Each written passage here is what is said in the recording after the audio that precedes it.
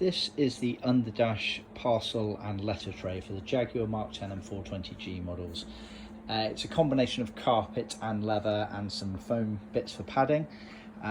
This has been done in reds, wool carpet and Matador red leather with the smooth grain texture to it, as you can see here. And it consists of all these pieces here. So it's effectively for the big long tray that runs from left to right underneath the dash, that you can keep letters and maps and iPhones, etc. in. It's partly done in carpet, which is the main section that you see, and then these leather strips here are for the crash rolls that bend all the way around the sort of corners there, so you get two long bits of leather there. We do skive these down as standard as part of our kit as well, to make them a bit more pliable for trimming. And the carpet sections you can see here are custom rounded around the corners there.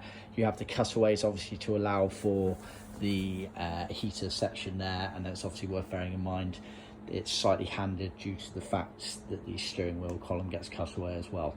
So just bear that in mind. See our website for more details.